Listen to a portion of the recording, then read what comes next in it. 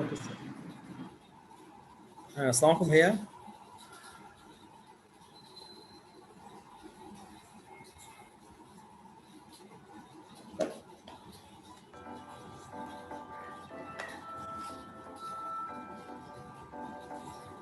ইয়ার কি ইয়া মেসেজ দিল আরাফা যে ও জয়েন করতে পারছে না লিংকে। আচ্ছা,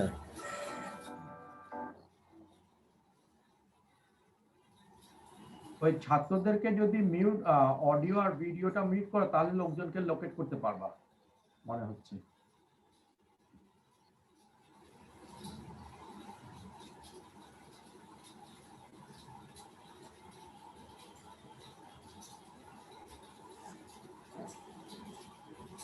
গুড, আমাদের সবাইকে তো ব্যাকগ্রাউন্ড ভালো আসতেছে। হ্যাঁ,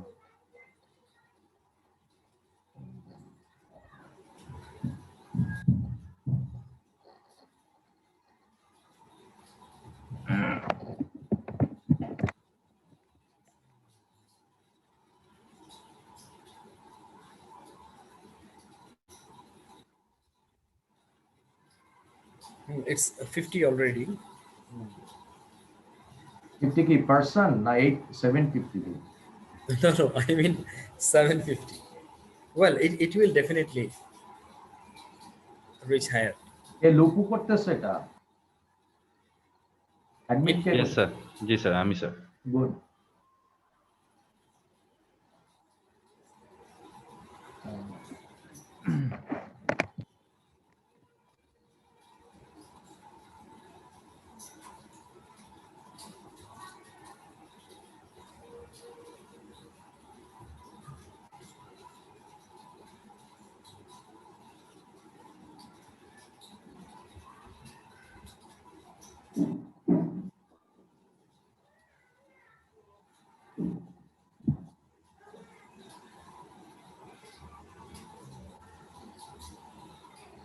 ও ক্লিক করে পাচ্ছে না কেন? ওদের মিটিং আইডি চাচ্ছে যে, এত ঝামেলা হয়ে গেল।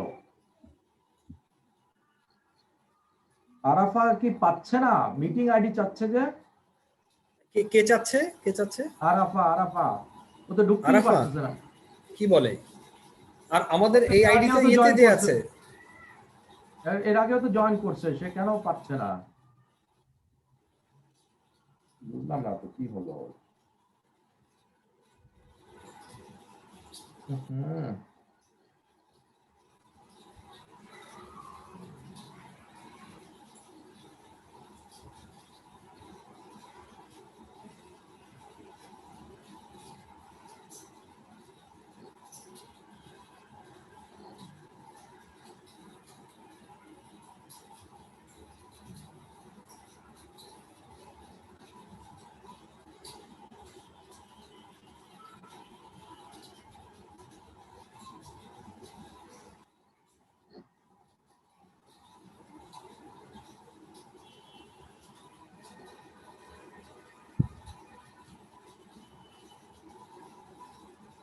মানে হ্যাঁ, তুমি ক্লিক করলে হচ্ছে না।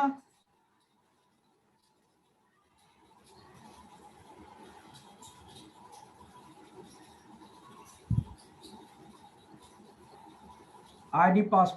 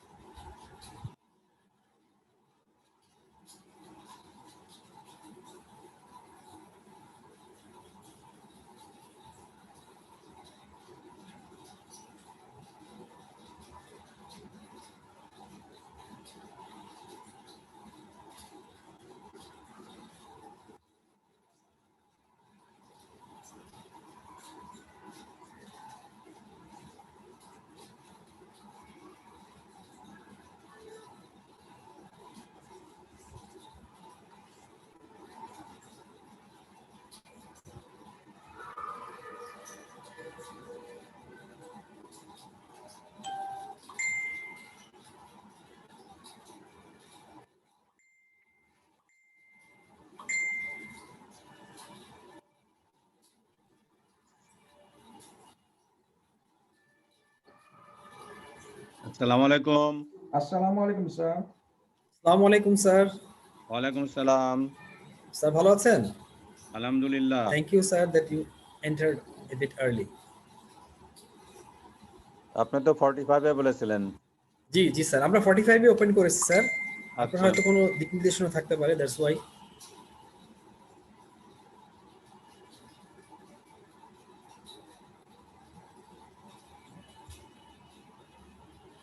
আচ্ছা আচ্ছা, কেউ কেউ তো ক্লিক করে পাচ্ছে না, ওই আইডি আর পাসওয়ার্ড নাকি চাচ্ছে, তো ক্লিক করলেই তো হওয়ার কথা লিংকে।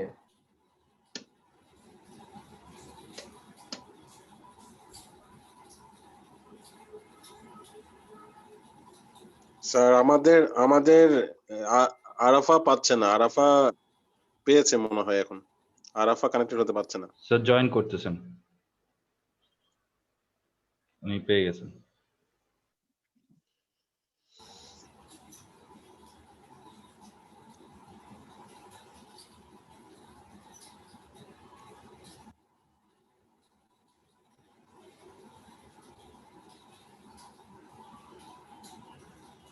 স্যার আমাদের যিনি স্পিকার উনি রিকোয়েস্ট সেন্ড করছেন।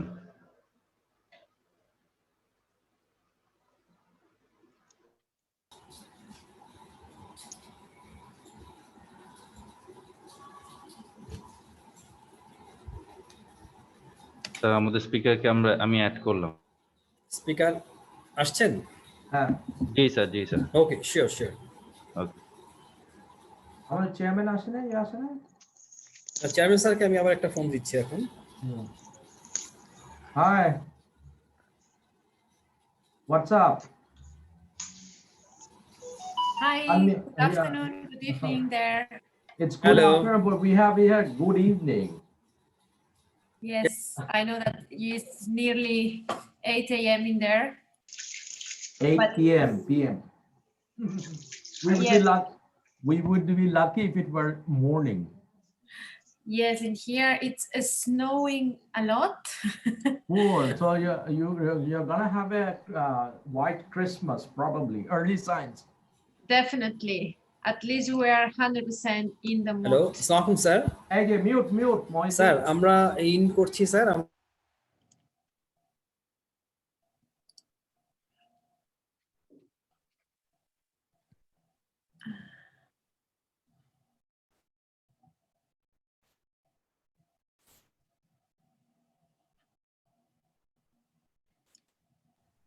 Let me introduce you with them. We have Professor Abdul Halim Sheikh. See, he's the Dean of Faculty of Design Technology, and we have Architect Hosnia Rahman. She is our registrar.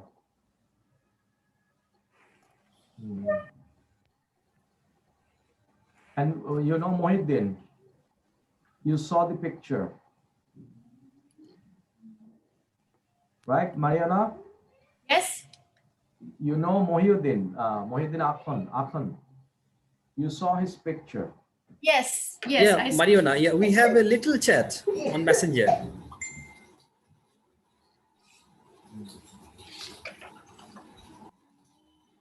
Assalamu ma'am. Walaikum salam.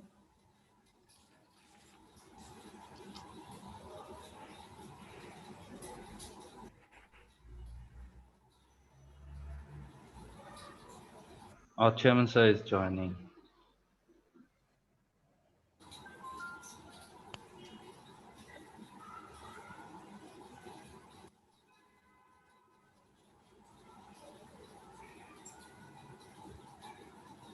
Assalamualaikum, sir.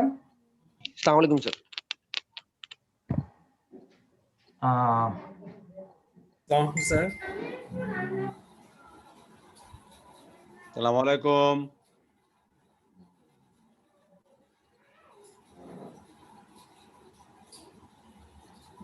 Mariana, can I get your attention? Of course. Professor Mustafizul Haq, our Nice to- chairman board of trustees. Sir, Mariana Dalmau. Really nice. Sir is yet to be connected.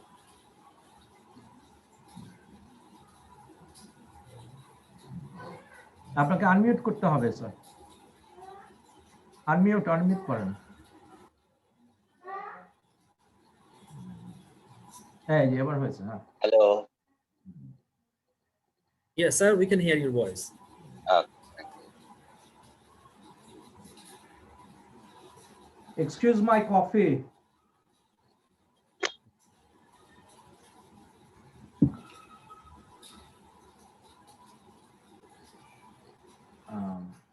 Sir অসুবিধা হয়নি তো লিংকে? Nah, it's no problem. It's okay. Mariana, let me introduce you with Professor Mustafizul Haq. He is the chairman of our board of trustees. That means he's the number one in our university. So we all follow his guidance and instruction. And Mariana is an interior designer, as you know, sir. She's our speaker today. She is in lovely outfit, so we are going to have a wonderful presentation tonight, I'm sure. Well, I'm extremely delighted that you have joined the conversation and the webinar tonight. I saw your picture and we spoke about it a little bit before. And yeah, I'm really happy and delighted with the offer that I had to implement this webinar. Actually, it's a pleasure for me and I will be super excited to speak and to have conversation and reply with all the students that you have in your university. Thank you very much, Mariana. I'm introduced with you. Actually, this is the first time. Maybe we are continue our exchanges program. So Yes. our interior design department will be helped a lot actually from you. Definitely, I'm sure that we will keep in contact. Okay, sure. Mohiuddin, আপনি ওদেরকে বলেন Hasan video audio mute করার জন্য। আমি যা বলছি আপনারা কখন শুরু করবেন? আমরা এখনই শুরু করতে পারি, আর একটু পরে, 8টা এখনো বাজেনি।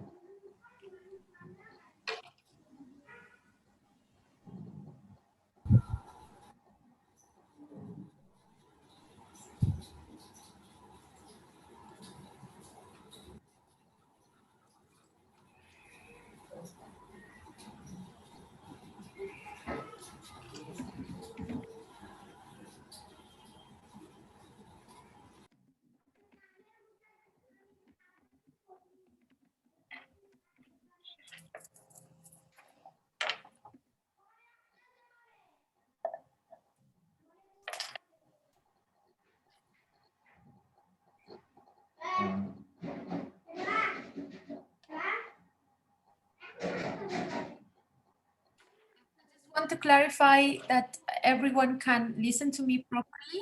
Is that Yes. correct? We can hear you. Okay. We Is can it- hear you.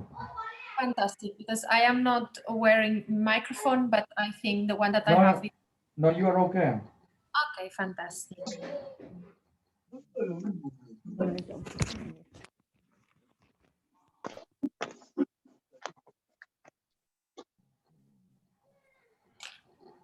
ওইদিন একটু পালোয়ানকে বলেন ভিডিও অডিও মিউট করার জন্য, অনেক ঢুকে গেছে। পালোয়ান, তুমি ভিডিও সবার মিউট করছো না তো? না না, ও হচ্ছে আমরা যারা আপনার হাই অফিসার্স গেস্টরা আমি আছেন, দেখছি তো আপনি এখন। আমি ছাড়া বাকিরা মিউটেড আছে। হ্যাঁ, তাহলে গ্যালারিতে অনেকগুলো ফেস হয়ে যায়, তখন খুঁজে পাওয়া যায় না। no, he will take care, no worries. He already tracked you people, so don't worry about that. It's completely fine. One little message for dear students and other audiences, those who have joined: the questions you will please send in the chat box. You'll be muted so that we can go smoothly. Your questions will be answered accordingly. As you know that our time is limited, so we will shortlist the questions and put it forward to our guest here, our speaker of the night, Mariona. So she will try to answer your questions. So please send it in the chat box and send it to me. Thank you. Thank you very much for your help. Thank you, Mariona. Okay, sir, with your permission, can we start? It's 8 o'clock now. Unmute. Chairman, sir, unmute. Okay. Let us start tonight. Okay. Welcome everyone to our international webinar today. I'm Abdullah Masood, Joint Registrar, Shanto-Mariam University of Creative Technology. Shanto-Mariam University of Creative Technology, as you know, is a preeminent design university in Bangladesh, which was founded by our late chairman, valiant freedom fighter, Mr. Imamul Kabir Shanto. We deeply remember him and his contribution to design education in Bangladesh tonight on this spacious occasion. We have gathered here on Zoom platform to hear from our distinguished speaker, Ms. Mariana Dalmau, on a topic that our students would love to learn. That is how to develop interior design career as a professional practice. We are very happy to have Mariana among us. Let me just inform you that our webinar will be divided in two parts. In the first part, Ms. Dalmau will give her presentation, From University to Studio, an interior designer's journey to the real world. This will be followed by a question and answer session. The presentation would be approximately 40 to 45 minutes, and the question and answer session would be approximately 40 to 45 minutes. I would like to say a few words about Ms. Mariana for your information. Ms. Mariana is born Spanish. She's an accomplished interior designer based in Zurich, Switzerland. She's the founder of Mariana Dalmau Design, an interior design studio, which has operations spreading over Zurich, Barcelona, and London. She left her beloved hometown, Barcelona, at the age of 18 and was welcomed by the city of London, where she developed both professionally and as a person.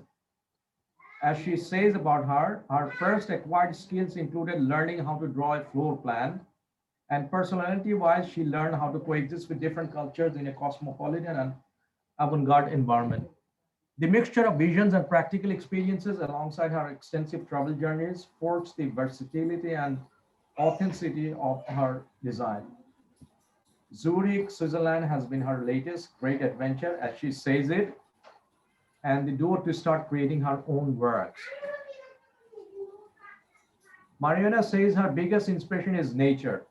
As a Mediterranean person, the sea is always part of her existence, and the movement of waves is a balm for her senses.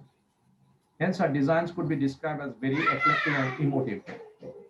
She views her main task is to create an appropriate sensation that each space requires. Here is her punchline. The day that society understands that an interior designer does not sell furniture but transmits emotions, we will understand that we all need one. Right. Mariana will speak about the issues that an interior designer generally faces while transitioning from the university academic life to the real world practice.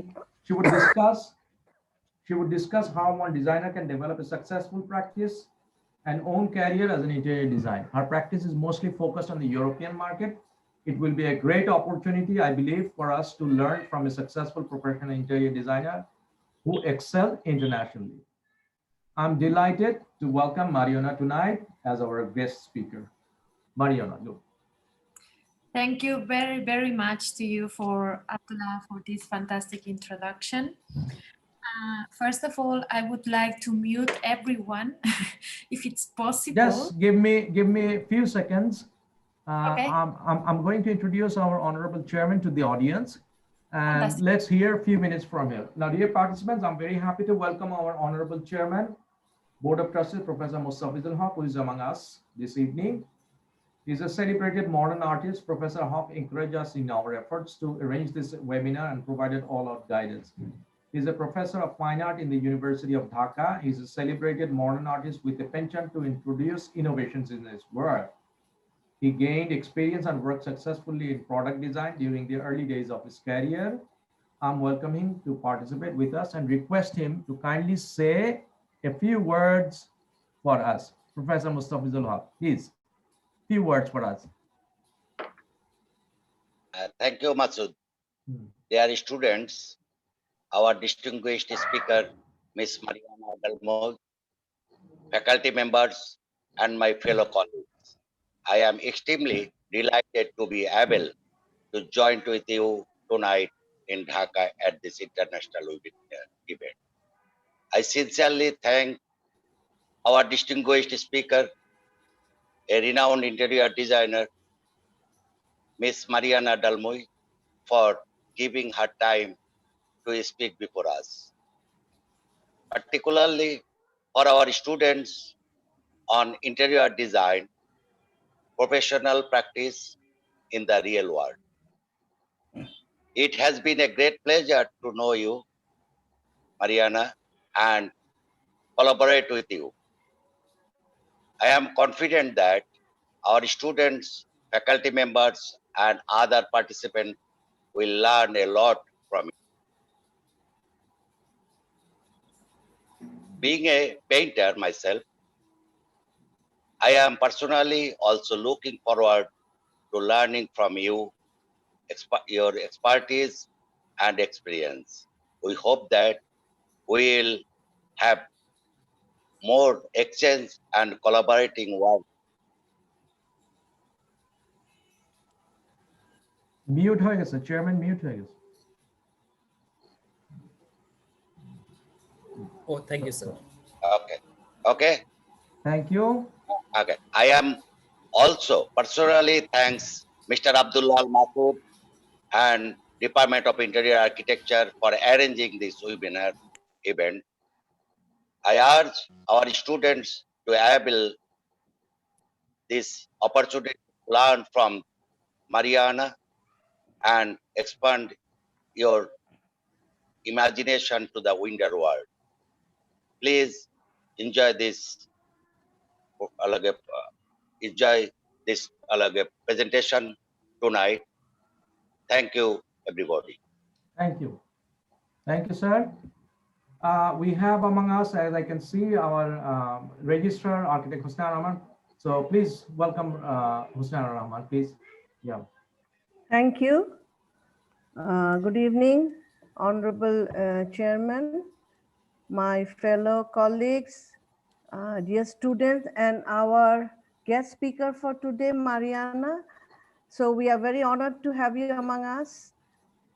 Just a few words from the Department of Interior Architecture. This has started this journey about 18 years back. The concept of interior design was not very much popular in this part of the country, and people were not aware of the difference between work of an interior designer. So now that our university started its journey 18 years back, and maybe I was very fortunate to be there from the beginning.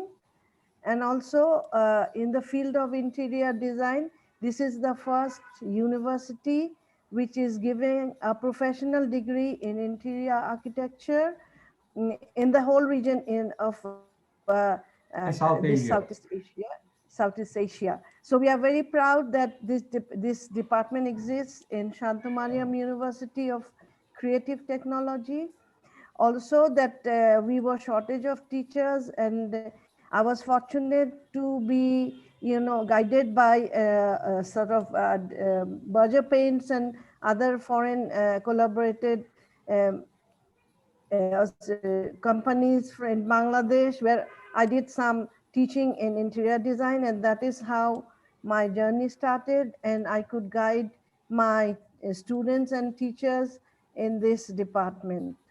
And my students, even some of here who are our faculty members are also my students. And this is how a brief about how our journey started. And most of them are working on professional field. And you can see the change in the design in Bangladesh, because now people have started to feel the difference between a work of interior designer, a professional. So people are hiring our students, and they are being employed. Also, there's scope of freelancing. So this is I think I may be speaking too much, but unless I give you a background of our country's scenario, it will be helpful. And I'm sure our students will be learning from you. And we all are always learning. So I hope you all the best. And please for this seminar. Thank you so much. Thank you. Thank you for this vivid story of how we started. And we have among us, I can see our Dean, Professor Abdul Halim Sheikh. Unmute, please, and say a few. Please. We have to finish it in 2 hours time because Mariana has another engagement after this. So she wants to take rest in between time. So we're sure we'll finish it in 2 hours. Yeah, please. Well, thank you, Mr. Abdullah Masood.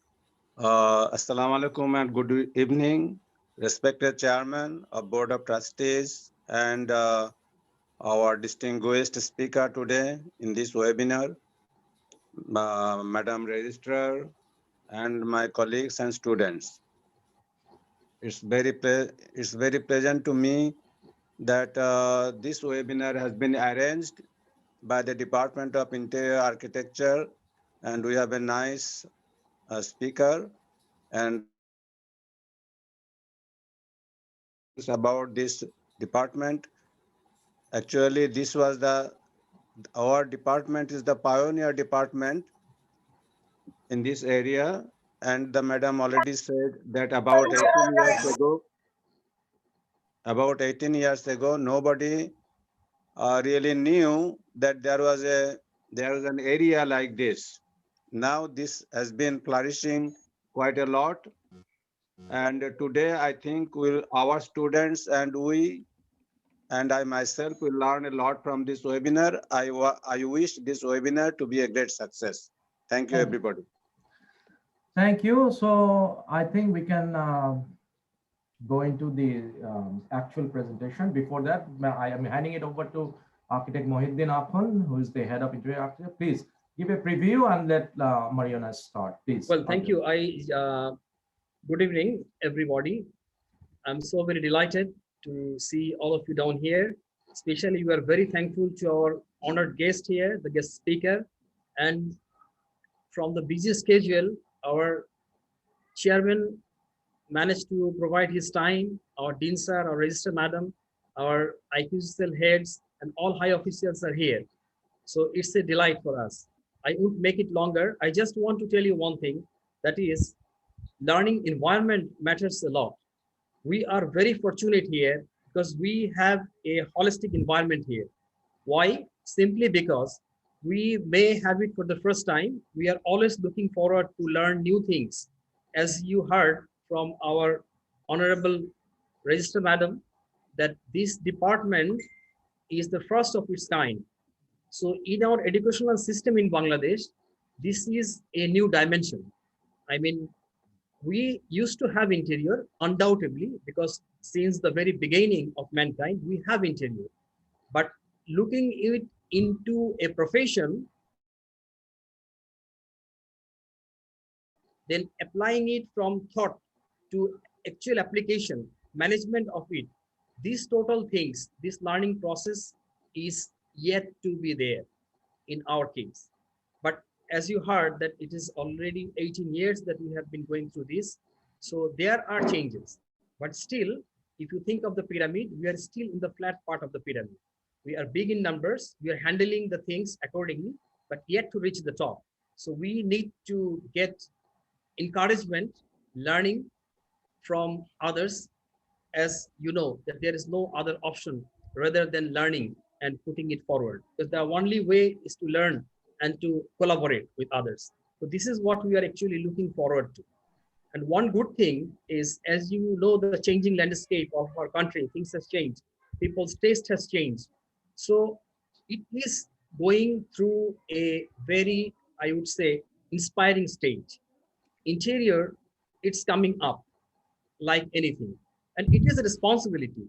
Till now, our people, they feel like that not all, I mean, we are talking about the mass people, the learned people, they already know how things works. How things works when it goes from a concept to a development. Instead, I mean, solve a problem. This is how it works nowadays. But in big projects, there is collaboration. But we are yet to work with a space that actually goes from the beginning with the consultancy of an interior designer. Once we leave it as architects, then the interior architects or interior designers used to pop in. So the holistic thought sometimes is missing.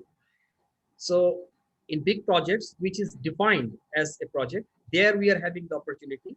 So it is bringing us, sort of opportunity in a sense, because when we are duplicating, multiplicating things, so opportunities are coming up for the students, because one single space done by an architect are actually designed by so many interior designers. Not only that, time to time, when the occupancy changes, when the nature of business changes, they are having the scope.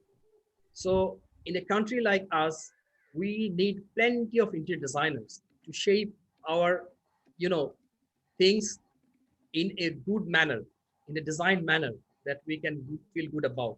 And one thing, our students, as you know, that as this is the first of its kind, they are actually missing the identity. I mean, we architects, the way we design, where they belong, how they will fit in, how they will collaborate in the real field, how to create the identity, how to go for the approach with the clients, how to cope up with the mindset of the client, and all that a person have learned as a professional. So these are the things actually students are eagerly looking forward to hear from you. I know the time is too short, but still we are very much hopeful. We know that you will definitely give us a very good idea about the whole thing. Thank you very much. I'm turning it over to you. I am requesting the person, those are in charge here, Hassan and Luku, please mute all others as she requested. Only Mariano will speak now, so we will just listen. Thank you very much. Thank you once again. Okay, first of all, I want to say thank you to all of you for your invitation, for your patience, for your fantastic introductions, and also to help me to get inspired by a new country. As all of them said, today I am the guest of this webinar. I am Mariona Dalmau, and you will be able to ask me all the questions that you want. I have 2 hours more, so I will try my best to reply to all of you. And in case something it cannot be done, I would do it afterwards by email, but normally it must be. So I'm going to share my screen. You can see it now. So I open that. Today, we will speak about what happened when we finish our university and we decide to work for a studio, or we decide to, okay, I want to make my designs and not working for someone else's. There is a big gap in here that the universities, they are not covering, not all of them. Unfortunately, in 4 years, you cannot learn everything and all the topics that it covers to have a company or to have a small studio. So today I will speak about different topics that I found really interesting, and I teach it in previous webinars and all the students have loved. So today we will speak about who I am, just a little bit, just to make a super short introduction. When we become interior designers will be the next topic. What is the inspiration and how we found it? How do we approach new clients? Why are important the positive conversations, the money and clients, and how do we pay furniture and other stuff? The difference in between countries and how they work during the process of the projects, because it's not the same to make a project in New York than Delhi, than South Africa.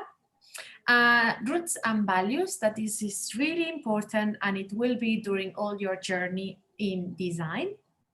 Collaboration between us, and social work. I want to clarify something. My German sorry, my English has a Spanish accent. So if there is any word that you don't understand, please write it down, and afterwards I can explain it to you with no issue. Also, if something that I explain, it's not super clarified. So who I am a simple lady that burned in as we had in the presentation, I burned in Barcelona. This picture is from when I was studying interior design and I had my first exhibition. Basically, what I want to explain with that is I burned in Barcelona in a regular family. So my family is not rich. I'm not having any different value or money or whatever from my family. So with that, I'm showing that every single person of this world can reach what I did. Knowing that, I moved to London. I studied English there and then interior design. So my degree is from there. And I had the influence of all the English design as long as I was studying. So this is important because when you create after, you have your influences. One is from where are you from? The second is from where you studied, because if your university it's based in one style, for example, then it's the one that you learn. So this is also important, the projection that you will do in your projects and where do you implement your project.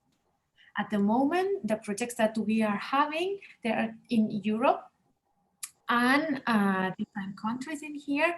And this is really nice because in everyone, the client at some points have different views, and that's something important. So knowing that, more or less, you know who I am.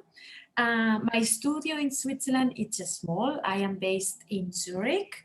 My colleagues at the moment, they are not here, so I am alone and free to speak. And we work a lot online also with this pandemic that we are also. Now, this is a picture that I wanted to put here in the middle because starts with the process of, okay, I was in Barcelona, then in London, and now I'm in Switzerland. So this is the new information that I can give it to you. In this process, now I am in that stage, designing. This is a first presentation of some furniture design, and I thought that was interesting to be in here. When we become an interior designer, I was really happy to listen the last speech because actually he said the key thing of when we become an interior designer. We have to be really humble. I always say that. And we have to know that every single day we keep learning.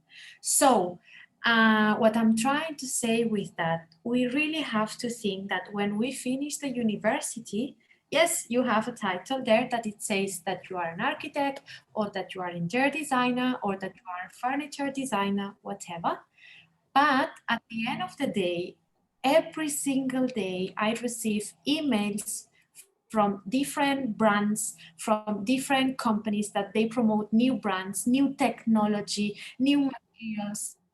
So every single day I am learning and I am improving and I'm getting better, more durable, more sustainable material. So what I'm trying to say, don't think that the day after that you go out of the university, you say, oh, I am interior designer, I can do everything. You are an interior designer and you have knowledge, but you have to be really careful with that because even now in me, there are parts in the projects that I have to have help. For example, in lighting, sometimes I have my lighting designer, so he has to come to see, to analyze with me. So I still need this support, and it's really cool that I need it because I don't know everything in this world. I'm not God. So this is something that you really have to keep in mind. Like, be super confident of everything that you have learned and know, but also be aware that, okay, now I start to be in the professional side with people that they know more than me. And this is fantastic. Every day I read a new article. Every month I buy online or read online a new magazine or about interior design or architecture, depending on the topic. You improve and improve. And when you have your first clients also, why not, they can know it, like that you are in that process. And it's really good, because if at any point you need support from someone else's, that won't be a problem because they know it already. So what I'm trying to say with this topic is, remember that we are like doctors. We keep learning all the time, and this is really important, to don't close our brains or styles to, okay, as I am in Bangladesh we do that. Yes, but maybe there is something better to someone else's, and you discover it. Maybe you find a super cool brand furniture from Scandinavia that you love. Why do you don't import it? Or why don't you design something that it's inspired by and you produce it in Bangladesh? So this open, that's why I think it's really important that you are having this webinar. I don't know if you had before with people that we are not in Bangladesh, but this is really helpful for you, because you open your barriers. So keep learning all the time. It does not have a cost. Everything is online at the moment. So for a good or bad thing, this pandemic even more supported to have everything online. So YouTube has everything. Subscribe to the websites that you like and keep improving all the time. Inspiration. When I finished my studies, I did not know actually what was exactly the word inspiration. I learned it when I started to don't have it and to don't know what to do. What is the inspiration? There are times in your life that you will be struggling on projects in terms of, I don't know what to do. Like, okay, I have a new client, a new project that I have to design, and I actually don't know in which way to go. So this is a time when you have to have inspiration. How do I have, in my personal experience, inspiration? First of all, I go somewhere that makes me feel really happy. You have this image in here because I love the sea. As you know, I'm from Barcelona, so it has been next to me in front of my house 18 years. So even now I live near the lake in Zurich to have this feeling. So I go somewhere with water. And then in there, I don't think about the project. I'm just there enjoying. I eat something if I'm hungry. Maybe I bring something to drink there, and I relax and chill. My brain also is relaxed and ready to have new ideas. Knowing that, maybe on that time or maybe afterwards, thinking, oh, maybe it would be cool to have this in this project, or related to what the client said, we can do this connection. So why not to use these colors? Because for example, they really like to go hiking, so to go walking to the mountains, and you say, okay, so these people actually, they like trees, so they like wood, they must like brown colors, but also green because of the leaves, or the ground, it has sand, or maybe it's a stony one. So this, you make this connection to your project and your client. And the inspiration is when your brain starts to, oh, I like this. For example, when you enter to Pinterest, there are a lot of images there that you can use. Thousands of images that you make a board, and you say, okay, in here I will put all the TV furniture that I like, and you start. So it's really good that you make also research and using different ideas that you found, not copying the same image that you find in Pinterest, obviously, but these ideas that you get from Pinterest slowly, they come to your brain and you are like, okay, maybe this combination, but another color, and changing the background. So we will put a wallpaper, or the curtains, they will have this fabric that is different. So slowly you get your project through your thoughts and through your research.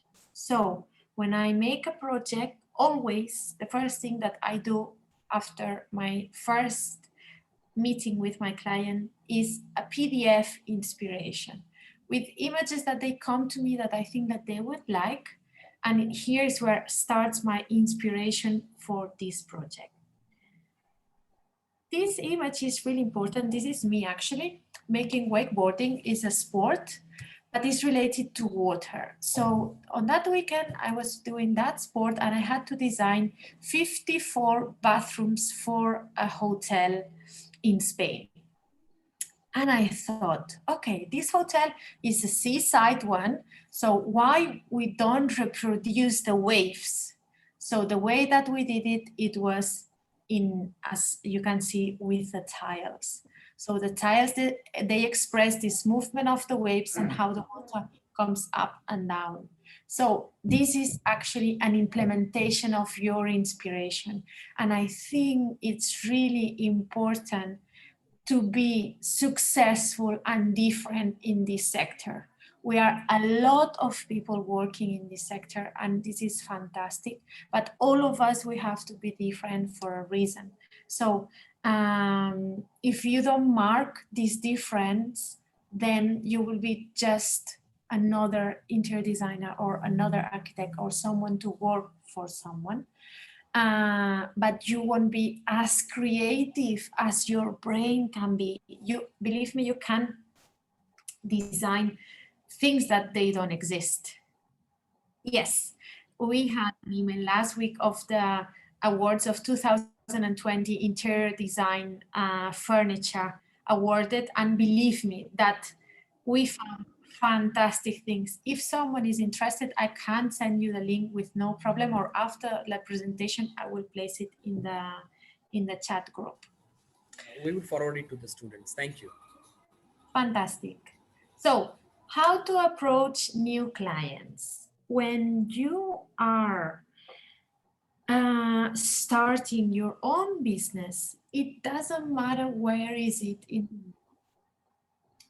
You have to have focus on different things. One is to find your niche.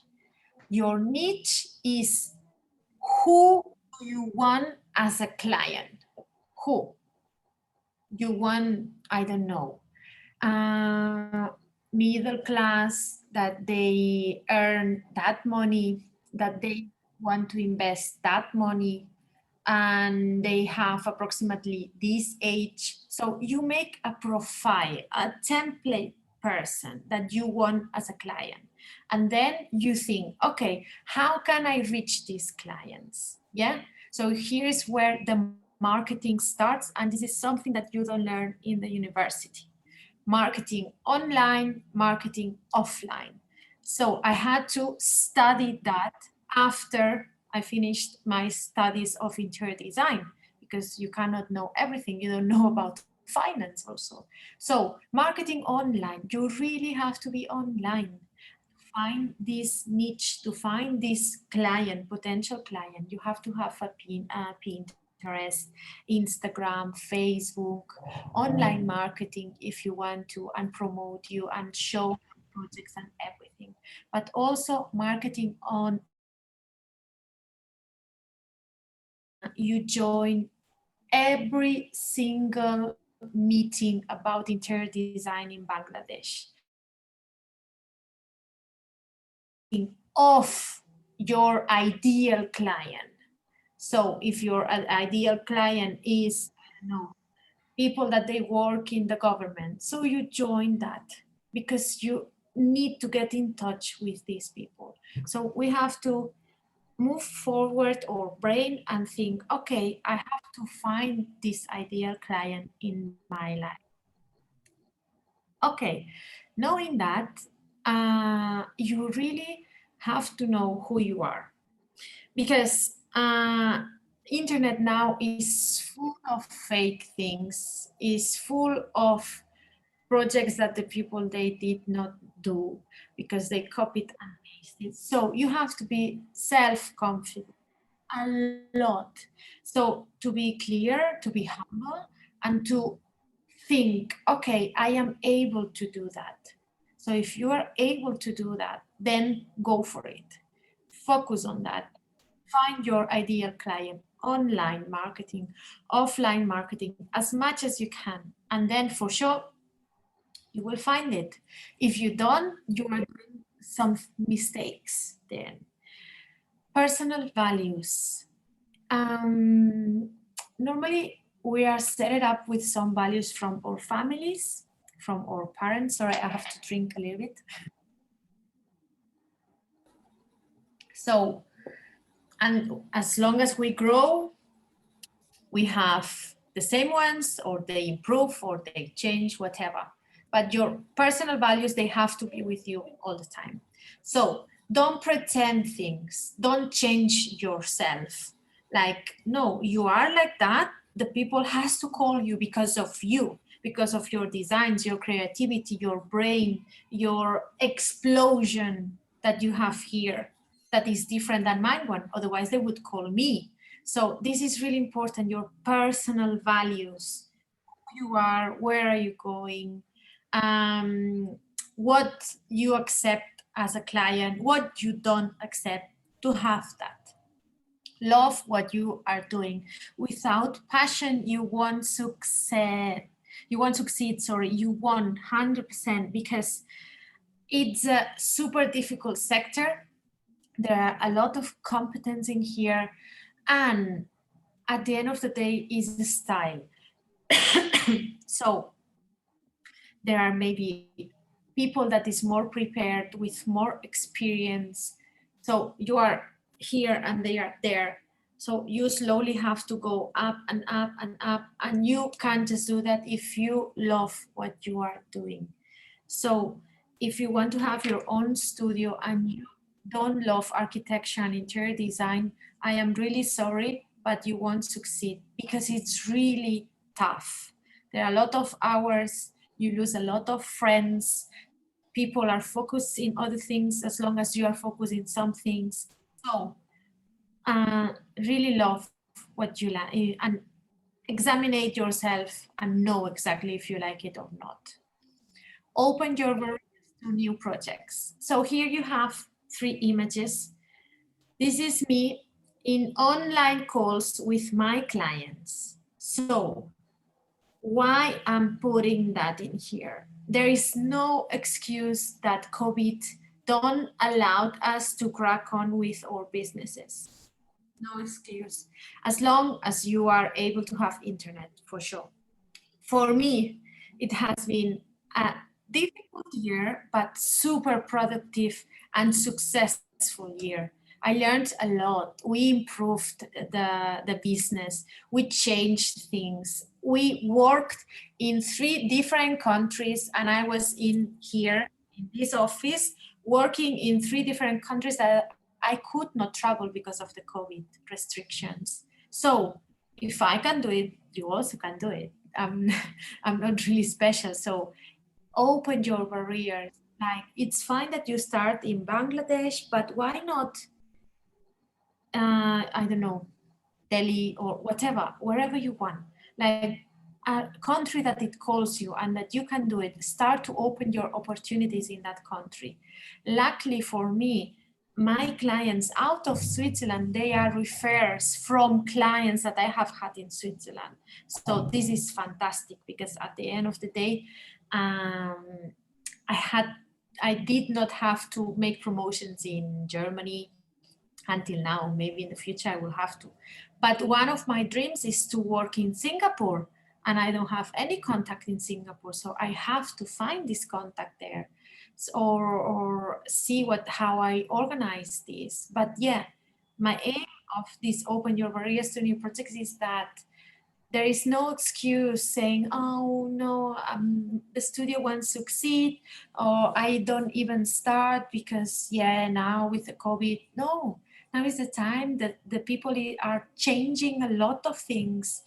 If you analyze the history, when there is a huge global project is when you start growing. All the artists, they come out because we need to. So you also can do it. You also can start to design now. Why not? There is no barrier. Your barrier is here. Collaboration. You can, and for me, you must collaborate with other interior designers, because this will help you a lot to grow your studio, to grow yourself as a person, to share ideas, workers, increase incomes, and at the end of the day, to be in the sector and start seeing Bangladesh. Because if you don't know it, then it's one of the best ways to know what is happening. Positive conversations. This is really important. This is me, and she is the marketing lady. And there is something that for me is extremely important, and one of the reasons why my clients, they call me. When they come to the office, we always have a good time, even if we have to speak about money, and no one likes to speak about money. Why? Because first, my clients, they never hear no. This is something forbidden in my studio. No one can say no. We can find solutions, problem solving all the time, and that's why we are here. But the client always have to have the feeling of Mariona is there, everything is okay. Because she will find a solution, she will take care of everything. And this is what your clients have to think. So if you start a conversation saying, oh, this is not possible because we cannot place this delivery on time, or yeah, well, this is not my fault. Okay, for me, this is really negative. When you work in a studio, when you are the owner of a studio, you have to be positive, because your client is paying you something for that person to feel nice, to cover the desire that they are having, to reach this level of comfort and functional space at home or in the office or wherever you are designing. So this is actually really important and good to know. Even now that you are in the university, it's really positive if maybe in your presentations of projects you experience that. For example, if the teachers, they ask you some questions and you don't know it, if you say I don't know, you can find different ways. This will help you to start doing that, these positive conversations. Otherwise, this will be really difficult with your clients, because when you start with negative feelings, then you lose your client. And to bring up your studio, you need your clients. Otherwise, it's quite difficult. Money and clients. This is a topic that we speak all the interior designers when we have calls, when we have webinars together. We always speak about money. How much do you charge? Well, and this, how you do it, and the contract, how it goes. So, for me, my experience and my common sense says the next thing. Talking with Abdullah Masood, he said that it's not really common in Bangladesh, or not always, that you have contracts. For me, it's like if you want to jump to a swimming pool and you don't know how to swim, so you can swim without nothing holding you, and maybe you will swim and learn in a second. Or if you put your swimsuit, your lifeguard on, vest, and you jump, and you know that you have something that will hold you up. This is a contract. For me, they are really important because in there you have everything written. For example, imagine that your client in Bangladesh, they love an American artist. And he says, I want to buy 2 paintings from this painter. You email that person, hello, my client wants this, we want to see your catalog, what do you have? And at the end of the day, you make the purchase and everything, but this takes 6 months to arrive in Bangladesh.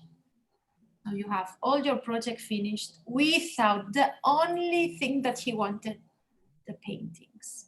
So this is super disappointing for that person because they wanted to have everything complete and it's a drama.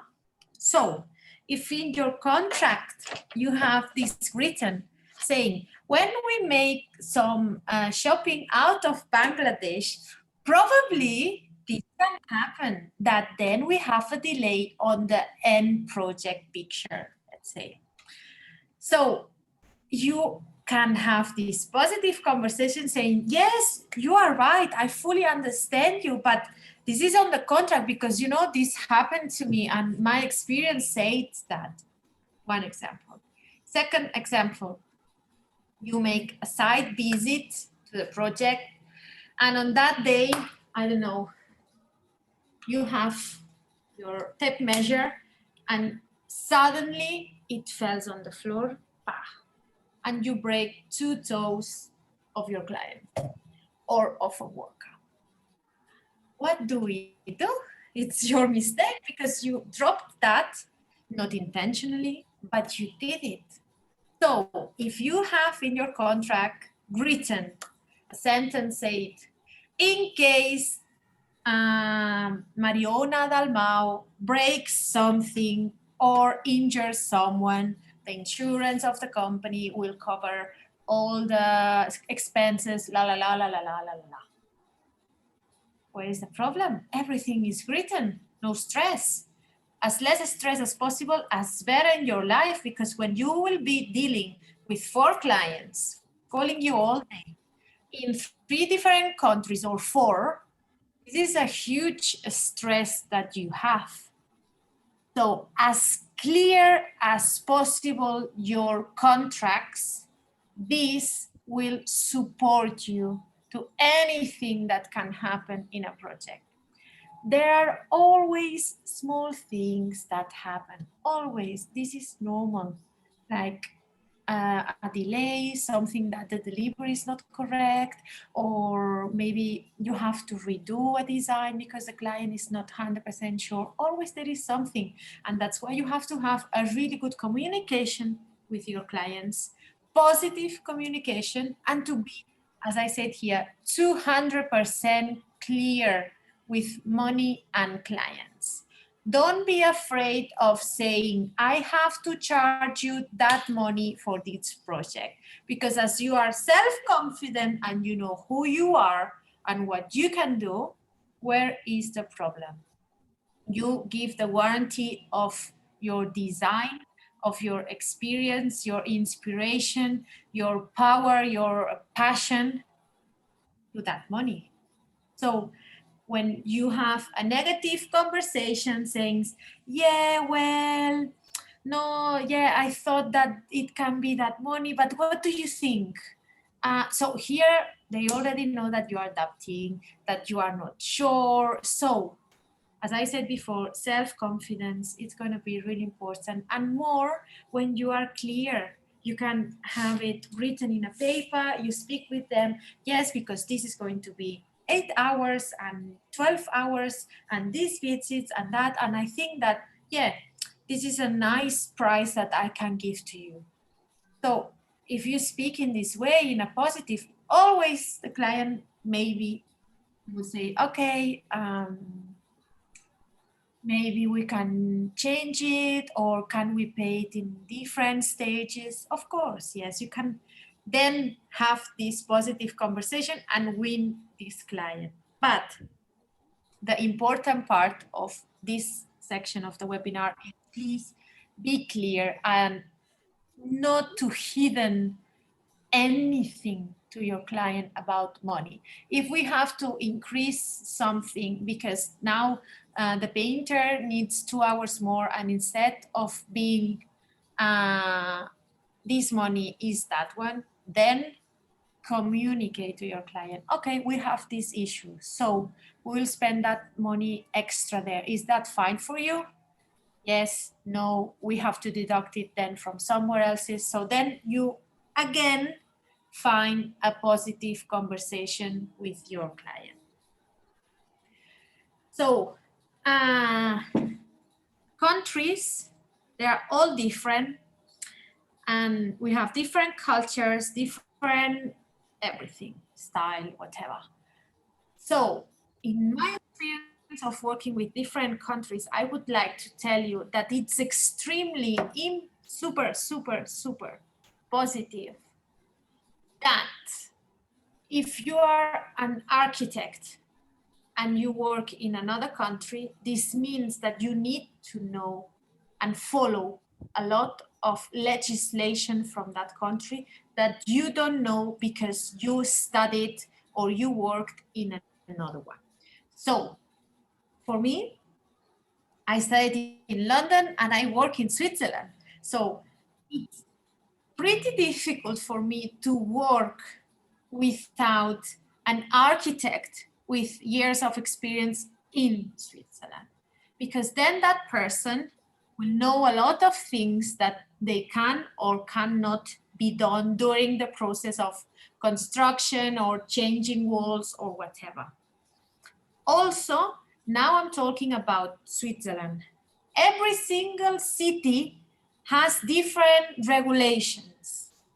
So when my architect from Zurich, we worked in Geneva, which is a city in the all opposite to Zurich and where the ONU is based, then sometimes we have to call the town hall and say, hi, we are working on that project, but we have this doubt because in Zurich city is in that way. Is it the same in Geneva?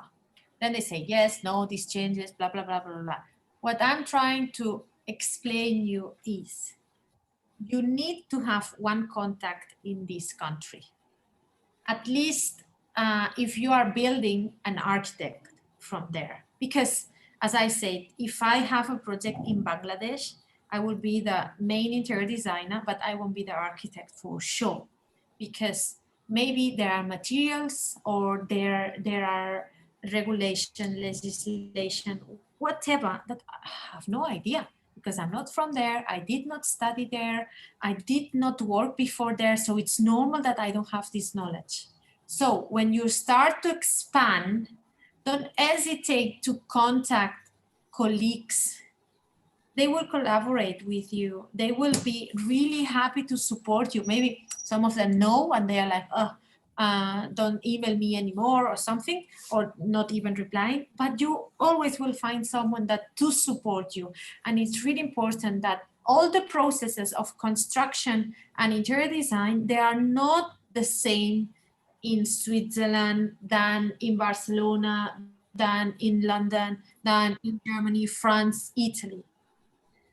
An example is the following one.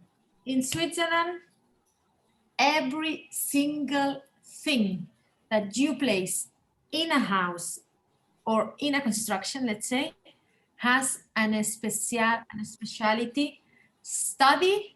So someone who places that.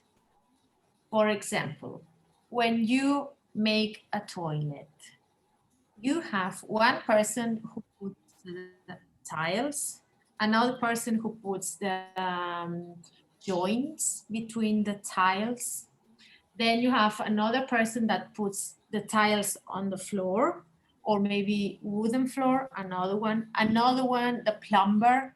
Then you have another person that also makes the joints of the plumber with the toilet and the wall. So what I'm trying to say is super specific. Even the mirrors, they are placed by a person that just places mirrors, nothing else than that. Maybe this is not the same in Bangladesh. So if you have a project from Bangladesh in Switzerland, this is something that you have to know. So then your contracts with other companies is not just one that you make everything. Maybe there's 15 contracts that you have to make with other companies to be able to develop a correct, efficiently project in Switzerland. To remark it, don't hesitate to contact colleagues from this country. They will be able to help you for sure, at least some of them. 1 second. Roots and values. This picture, I love it. This is Barcelona, and this building is a Sagrada Familia. It's a building designed by Antoni Gaudí. You can have a look online. It's super lovely. So, roots and values. For me, it's extremely important, even if I am in Switzerland and I have been already 12 years out of my country, I know where I am from. I know who I am, who is my family, everything that I had to fight, to reach, to work a lot, to be where I am. And this is something that you always have to keep in mind. Where are you from? If you are from Bangladesh, it's fantastic. It's something that you have to be really proud. So if you start to work in a studio in New York, you will always be the man or the woman from Bangladesh. And this is really nice. You can bring your style there. You can bring colors. You can bring patterns that you use there or ways of thinking. And this is really positive. Also wonder if you are doing the things correctly. Sometimes as long as you grow and grow, you make mistakes in the roots and values that you thought that you had before, and now you are not showing it to the world. For example, sustainable materials. Why don't we use sustainable materials and we use some others that they are not that sustainable? Maybe we can support the world, the environment better doing that. So wonder that at least once a year, at the end of the year, that we all think, oh, what we have done this year, la la la. So wonder it and improve it. Try to be a better person all the time and a better professional, because at the end of the day, an interior designer and an architect even more has a huge impact, a lot. An architect, in my opinion, more in terms of environment, but for me, the interior designer has a lot of impact into the people's life. Like, how do you feel there? Do you want comfort? Are you comfortable there? Do you need more light? Or, this is super important. What I am increasing or decreasing to the world. So I am giving more positive than negative. Always it has to be like that. So otherwise you are making a mistake and you have to rethink, okay, my projects, what happened? Do I bin everything? Do I give it to people that they don't have resources to buy it? When my client says, I want to change everything. I don't want nothing from here. I don't like anything. So all gone. Cool. What do? You put it in the recycling place, or you just bin it, or you give it to people that they don't have resources, or do you reuse it in other projects? What do you do? So always increase positive to the world, not negative. No more dustbins, please. No more trash. So decrease that. support the environment, the society, your country on that. Influence in your projects. Your projects are you. So you are reflected there. So it's really important that through interior design, I will speak about interior design or architecture now, through interior design, that you express everything that you have inside when you have with your client, when you are with your client. An example can be, imagine that you have as a project a family member that they are 5, mom, dad, 3 children. And they are super nice and positive and really sad, really small, really, this is actually not what this family is giving to you. So influence with your mood, with your creativity, with what your clients give you. You have to connect with your clients a lot to be able to have a positive project and actually to design something that they want, need, are willing to, and they will be happy to be there for 20 years because, okay, there is people in the world that they change house every year, but this is not the common thing. So influence in your project a lot. It has to be you. I'm not saying that you just have to have one design and this is my design and the people call me because they like this. No, you can be open and introduce things from your clients, but influence with you. Another example, I love colors. So this is one of the main reasons why it's white, black, and wood, no colors. I really like red color, blue, green. So to introduce some happiness for me is really important. So this is my influence that I am giving to my clients and they really liked it. And as I said, that's the reason why I have clients here in Switzerland, even if I don't do the Swiss design.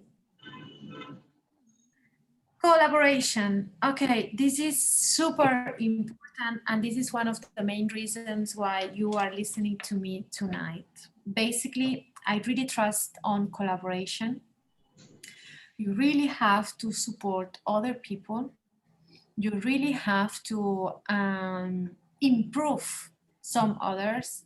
Like an example can be, apart from this webinar, but imagine that you are finishing with one of your good colleagues from the university. You both are finishing in the university and you say, we both want to have our studio. We want to, why don't speaker. Oh, okay. So, and you said, okay, we will work for 2 years in the studio to have more experience, but then why don't we collaborate together? Why don't we have, and we will know more because 2 brains, they think more than 1. Why don't we do together that? Or, I don't know, with someone that is in another country and you email that person or you send a private message in Instagram.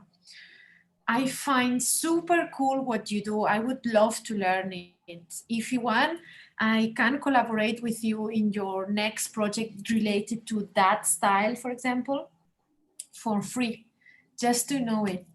This person won't say, no, I don't want to, or depending where you are applying, obviously. But yeah, I think it's really important that even if at some point you reach a high level with your studio, even if you reach that, you have to collaborate. And I did it with this fantastic university where you are studying.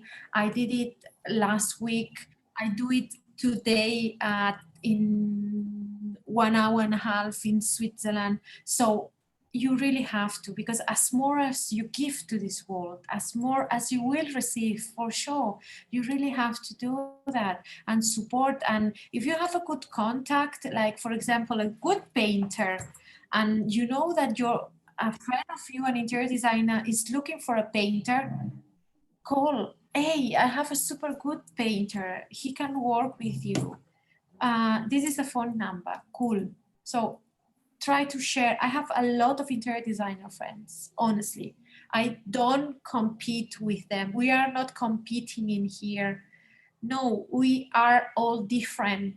We have different styles, we have different manners, we have different experiences. So all of us, we can design. We have it's full of buildings and full of spaces to design. I am not able to design everything here in Switzerland. I'm happy that there are others, because we need that.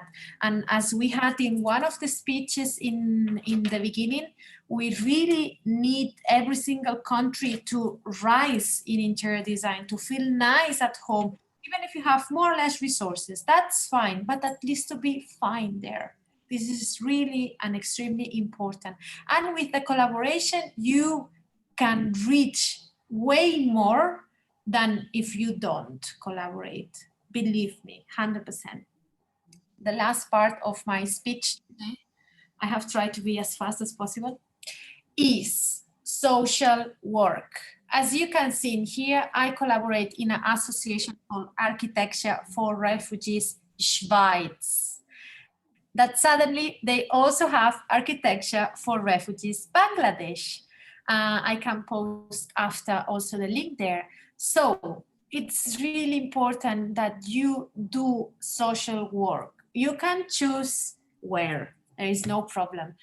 My suggestion, as you are students, I say that it's nice if it's in an architecture association, because you will learn a lot. I did a lot in here to learn things about architecture that I did not know. I know a lot of architects that they are from here in Switzerland. So if I have a problem in a project, as I said before, I can also call them and they will support me and they will collaborate with me, because they know how much effort, how much time, as much as I can, I try to give to refugees that they are in Switzerland, my knowledge, my time, and resources to make spaces way better and to make them feel slightly better with the huge global project that we have with refugees. And I know that also this is in Bangladesh. So this is the last part that I want to speak today, but it's really related. If you want to have your studio, if you want to succeed, as I said, remember who you are, your roots, from where you come from, and support also the others. Collaborate, make some social work. This social work, it doesn't have to be done every day. I don't have the time, believe me. But at least once a month, I am in one meeting, at least. And now, because we have the COVID situation and we cannot join together or do projects physically, but at least now we do that. And we speak with refugees and and we speak about the projects and we do everything online. But before, one weekend a month, it was for the association, at least. Cutting wood, developing this, that. Now we are doing in the University of Lucerne, that is a university here in Switzerland, we are giving every Tuesday, so today, lessons about architecture, but in a social work, how we have to give also this part to the world and to the people, because we all deserve it. And it's not fair that because you are a refugee, you have to be in a shelter, cold and without the good resources that fortunately, thanks God, we have. So knowing that, my presentation is finished, and now I will be able to reply the questions that you have and to place the two links that I promised to you. This is actually the last page that it's also important. You have my Instagram and Facebook in here. I will be extremely happy if you follow it because every single day we post there. And now, for example, we are doing design presents for Christmas, but every single day of the year we post information and something to learn, so it will support you a lot. And you have my email there in case someone wants to send me an email for any reason. I am more than happy to reply questions with me. So I will stop sharing my screen, or shall I keep it? I don't know. What do you think? You can keep it on while talking because my students might be feeling like writing it up. Uh-huh. Okay. So then I leave it here. Mariona, Yes. thank you so much for your wonderful presentation, especially the way you talked holistically about the concept, about the skill, and the way, especially I would say that you try to speak the language of my students and as audience, those who are listening, because you came down to our, I would say, level to make us understand. That was so excellent for us. It made things easier. Thank you very And much. one thing, I am very fortunate to be exposed in, European studies, because I had the privilege to have a graduation from UK as well. Because you have been in London, I guess you are well aware about BIAD, right? The Birmingham Institute of Art and Design, which is in Birmingham City University. You know that, I guess. Yes. So I'm a graduate from there. So I had the honor to work in collaboration. The last thing you said, because there was some exhibition from Global Color, and we have to collaborate with other designers. And one thing I feel best about my university is that our students are in a design environment, because we have graphic design, we have interior design, we have fashion design, we have like all other design subjects and the common subjects, general subjects as well. So what happened, even though my students are learning in a environment interior, at the same time they are exposed with the graphic design, which is, Yeah. as you said, very important. They know photography, they know graphic design, they know a bit fashion as well, because that is also a part and parcel of that. Because as a designer, the basics are all the same. Then we expertise on our own technicality to make sure that we go accordingly. And one thing I admire in your conversation, and which is keeping ourselves in our own domain, because everybody, as you say, even a carpenter, a painter, they are expert in their own domain.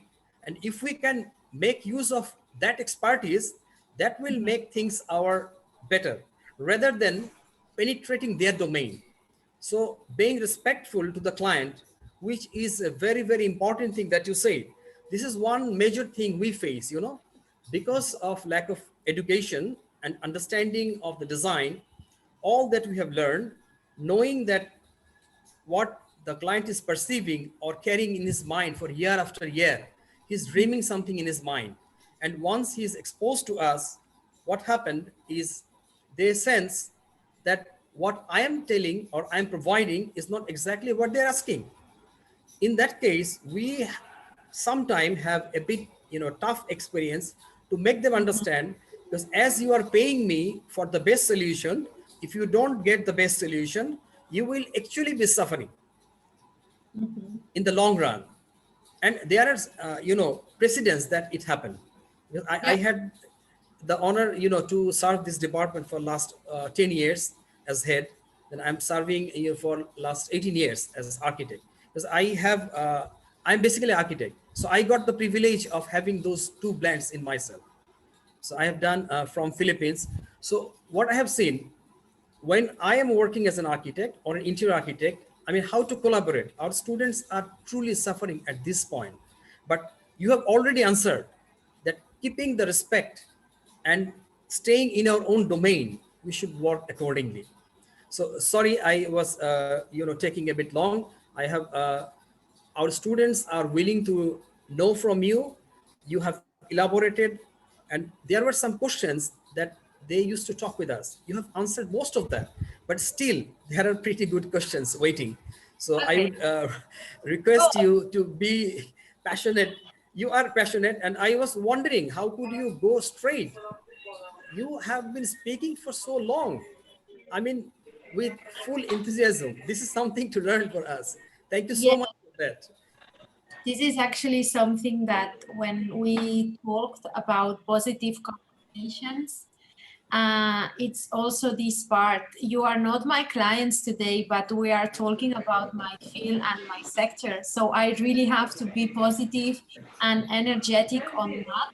And that's why today I did not meet clients because This is a true learning for our students and for us as well.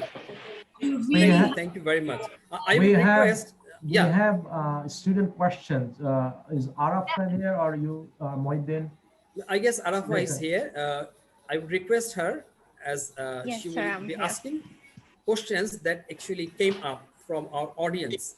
Please, Arafa Arafa, is carry one of on. our students, and as she just informed us, she has a set of questions from the audience and students. So let's her ask the questions and please respond as you wish.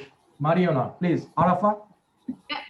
Good evening, ma'am. How are you? I'm Arafa, and it was very nice to attend the webinar with you. I think it is a great opportunity for me and all the other students. We were really excited to have the webinar. you're very So, welcome. ma'am, I have some question. Yeah. Thank you, ma'am. So, as a designer, you must be very, very busy and you must be having immense workload. So, I want to know, how do you allot your time management, as we students face a lot of problem managing time, ma'am? Okay. First of all, I'm really happy that you come into the conversation because normally in all my webinars, the students, they don't enter and I really like to see you. Second one, I'm really happy that being I a was girl, really excited about it, ma'am. it's fantastic. Second thing, I'm really happy that a girl, woman asks me things because this field, we have a lot of men and it's time to bring women also up. About the time, I explain you more or less how I understand a little bit my time managing. Also, in a cultural way, maybe it's a slightly different for you guys. I wake up at 6 in the morning, Oh, wow. and it takes me every single day, Monday to Friday, and it takes me 2 hours to prepare me. When I say prepare me, is to have a shower, to have a good breakfast, eat correctly, to know what I have to do on that day, to meditate, to pray if you pray. So I have 2 hours for that. 8 in the morning, I start to work. How do I start to work? I start checking all my emails, all of them. Maybe I don't reply to all of them, but I start learning from all the emails information and from all the emails from Abdullah Masood. Hi, Mariona. Please reply to me. So this is my time. 1 hour. If I am traveling, I do it traveling with my mobile or whatever. Then from 9, I start to call my clients and start approximately until 12. So I am 3 hours talking with clients, with suppliers, emails, whatever. Midday, I eat again. And I have then all the afternoon the office. Also, if I have to do visits to clients, I do it always at 9. I'm there. So then I have my time in the office to design, to split the work, because at the moment there are parts of the projects that I don't do, like a floor plan, for example. I don't have time for that, but I always do all the interior design because this is what I like.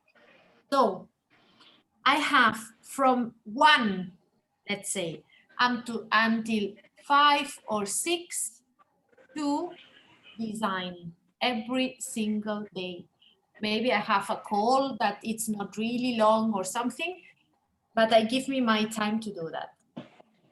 If during my week there are 2 days that I don't have these 4 or 5 hours to design, then I took 1 day just to design.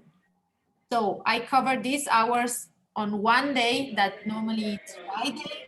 So I am all day long in my office designing, thinking, and doing. So the way that I do it, to finish the question, is to be extremely organized on the day and to know what I have to do and organize properly. So on Sunday evening, I already know what I will do the entire week, and I am prepared mentally and physically. So I'm rested. For me, it's Sunday. For my Sunday is your Friday when you are off. So on that day at night, I check my agenda and I see that I have this meeting, blah, blah, blah, I'm traveling, or, you know. So a lot of organization, organize your day as good as you know, eat well, make some exercise, keep healthy your brain. If you trust in God, pray every day, and this will be really important, because then your brain will be focused on all your work. And if you in one project of the university and you are in the university, when I was a student, I used to put my headphones and forget about all the other students. I am working now. So no way that someone disturbing me or nothing. This is my time. I will collaborate after that.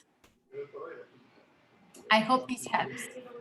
Yes, ma'am. And it is really nice to know that you are a very hardworking woman for sure, but you're very conscious about other things as well, like health and all the different stuffs. And it is something we should all learn about, that we should give time to ourselves as well. Yeah. Once a week on Saturday, that for me it's a day off, I don't do nothing about interior design, and I always socialize or with the association or with my friends, and I make exercise. So at least That's so nice, ma'am. this is 1 day to open your brain and to get inspired by other things and to don't think, because then you get overwhelmed and your brain cannot think more, like it like too much information. Ma'am, I want to know, like in my country, like in some cases, mostly people like architecture, they carry on with the interior project. We interior designer don't usually get a chance, like in some cases, not always. So in such a situation, how do we get more work and more clients? You know, like how do we get more scope? Yeah, this is a fantastic question, I have to say, because also in Switzerland happens and extremely disturbs me, because when there are big projects and it's where you can give all your best inside the architect studio, they also have interior designers, or they also make the interior design. How I do, first of all, you have to promote online and offline the difference between an interior designer and architect, and how the impact can have into the project. So when your clients, they know that, they are completely clear that they need an architect and an interior designer. It's a super difficult work to do. I know it. I suffer it also every day. So the only way of letting the society know is communicating. When you have, for example, a presentation of the new building of justice in Bangladesh, and you say, I want to see what they are going to do, everything is done.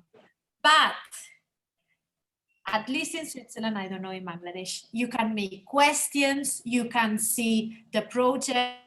Why don't you make a question there? Why don't you ask who are the interior designers? So make impact and show that, okay, we also need this part in there. But I fully understand your question, and more or less I replied in this way because I also suffer it a lot. It disturbs me also a lot. Well, thank you, Mariona. Thank you so much. I guess, Arafa, there are some questions that students are eagerly waiting to learn. Can you please read out some of those that we have forwarded to you, please? Yes, sir. Some students want to know, ma'am, that like for the pandemic situation, all the works are stopped and we are not being able to work the way we were working before. We are facing some difficulties. So how are you handling your project? How are you doing all the client meetings, and how are you handling your project, ma'am? So how I am doing it, luckily, the construction in Europe has not stopped. That we keep constructing even if I cannot go to the construction. So why they are not buying our garments? Sorry?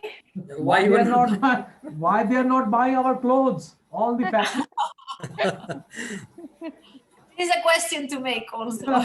Yeah, but you know, she made it clear that we would be more focused on our domain. I guess this is not her domain, but well, you asked, that's fine. Okay, there is one question I would like to ask, that this question came to me from the audience, and this is a common question from many of them, which is, as you say, that we will be supportive, we will say yes to our clients as they come to us because it's their dream. Be positive. Even being positive, there are cases when we have to push the limit, because the grammar we have learned, what we know as an expert, what ethically we believe we cannot go wrong, just because some client is coming up with an idea or with a picture. How do you handle the situation in a scenario like that? Okay, I want to say one sentence to the other. Okay, just to put it in one sentence, I mean, the preconcept the client has and what our suggestion is. When it comes in a collision, how do we handle that? I fully Thank you. understand. Replying to the one from the student in terms of COVID situation, I make all my calls online, as you saw it in the picture. I send all the information by email, and I just visit the project when it's implementing the interior design. And obviously we follow all the rules with the mask, distance, and everything. For example, this month, I am traveling to visit one project, last month, another one. So I try to as much as I can. So then I give less chances to have health problems with me. So replying to you, I would say that try to make the consultations online, to give all the work online. So as much as you can online. If you don't have internet, then the resources are less, but try to go to the library or to somewhere that you have internet and make this communication with your client all online is the only thing that I can tell you. And I hope that at some point we'll slightly a little bit back to normal. With the second question, how I do it, this is really common, and this is something that I always say. My clients, they know exactly what is an interior designer and what is a decorator. My clients, I have lots of them that they are better decorators than me, and they know way more than me because they spend days and days looking at Pinterest. When they bring all these images to me and they say, I want this, I want that, this is fantastic. But then from that, I start to make the key item of these images that they really like. Actually, they don't like everything. They maybe like this part. And I make suggestions to this client to make it more personal. So I start to make them think, do you want the same as another person? Then why you are calling me? Just get that, call a construction company, and that's it. No, we need something personal. We need something for your children, for you, that it has your essence, that it has, you are willing to have something similar than that. But why don't we add, for example, a picture of, I don't know, jungle, because your parents are from the jungle in Indonesia? No, so these memories, these things that a picture from Pinterest cannot have, is what you have to introduce in your project. And this is my style of designing called sensational design. So you can have an image as a following, but you have to introduce your client's personality and your personality in the project. And this, just you and your client can do it, not a picture of someone else's. So I guess that more or less I'm replying your question. Yeah, thank you very much. One more thing to say about the department. You know, in the course of time, we were fortunate to compete in national level, even in international level with our students. And they managed to win several prizes. And many of our graduates, they're also working abroad, like Dubai and other places. So which is good. But still, being the one of its kind, we have a lot, you know, to collaborate with, to make sure that, you know, it is a global village now. All the interest stuff, though we work with our context, still we have to go global. So to collaborate with other institutes, other universities, I mean, to make sure that our students learn the best, what would you suggest us? For me, Please.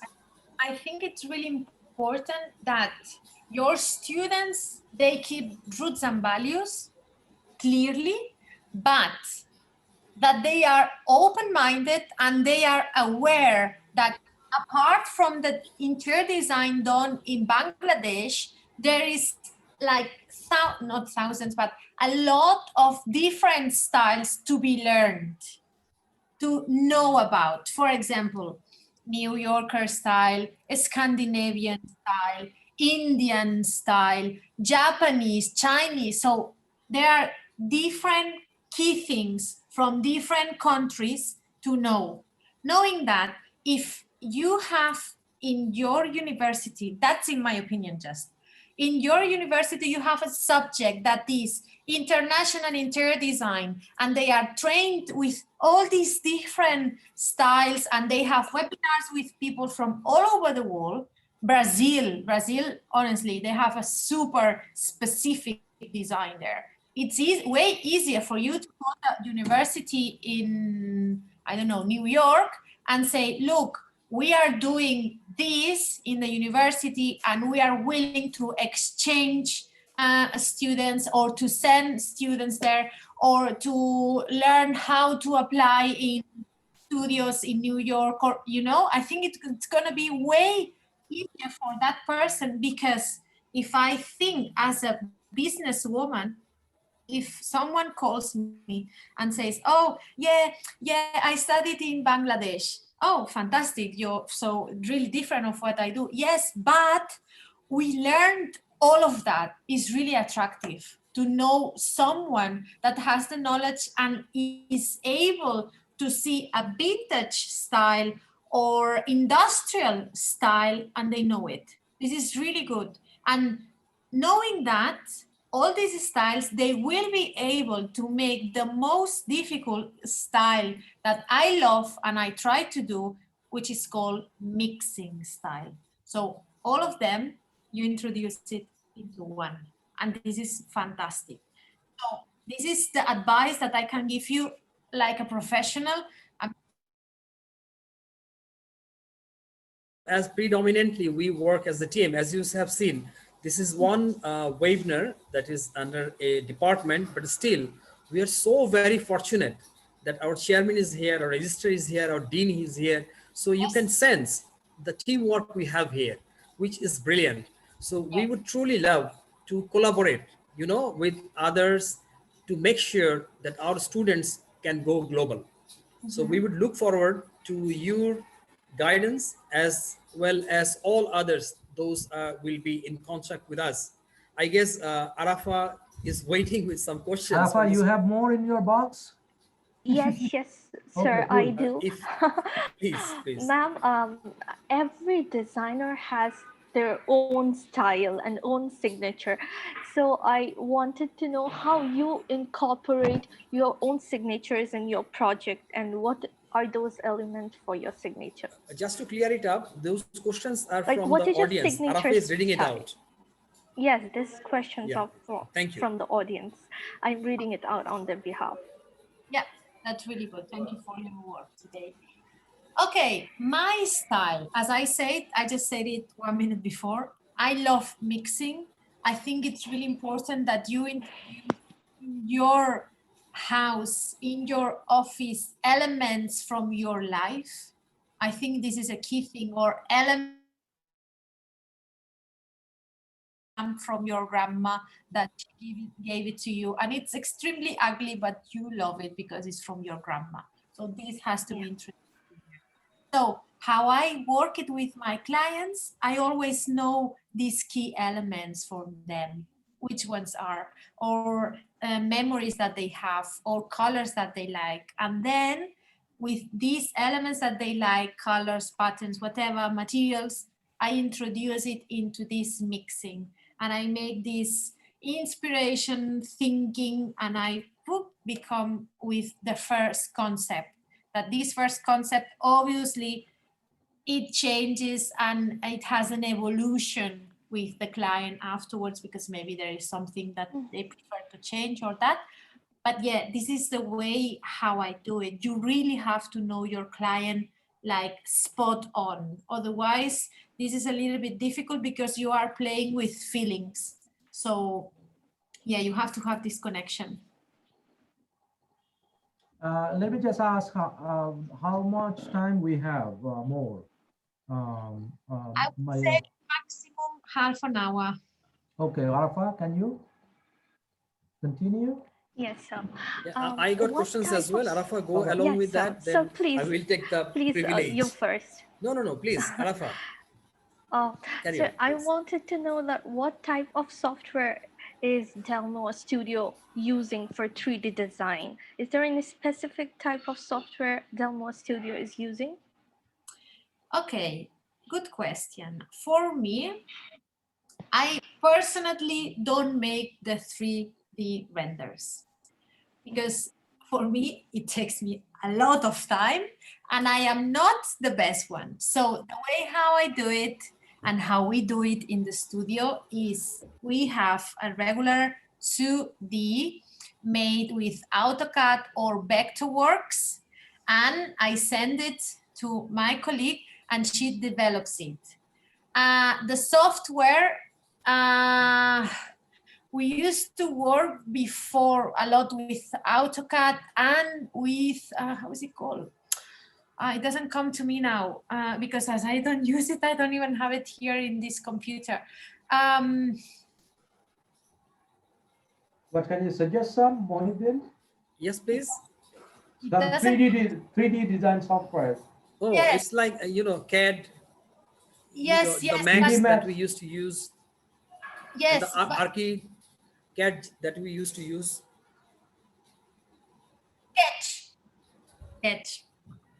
SketchUp.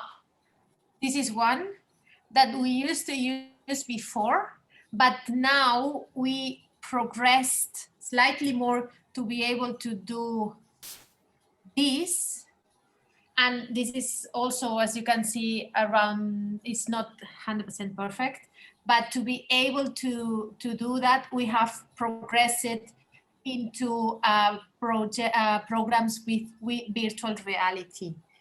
So I would suggest to you to start with SketchUp, as we did, and you can make super cool things. And then from that, upgrade to virtual reality programs.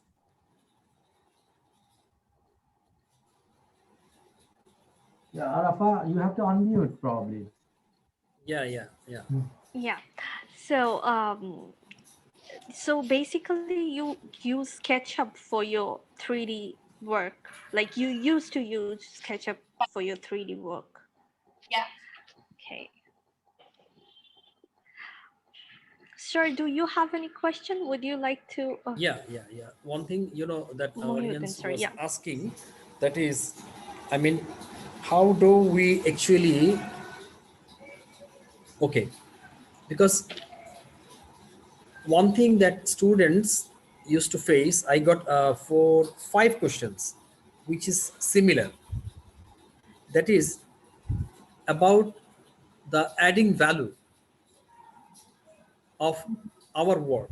That is when a person who does his or her work on her own or with someone who is not academically trained, and when it comes from someone who is academically trained, how do we actually differentiate that, specifically not on our part when we are talking to the clients, why it makes difference and why they should go for the people those are academically trained?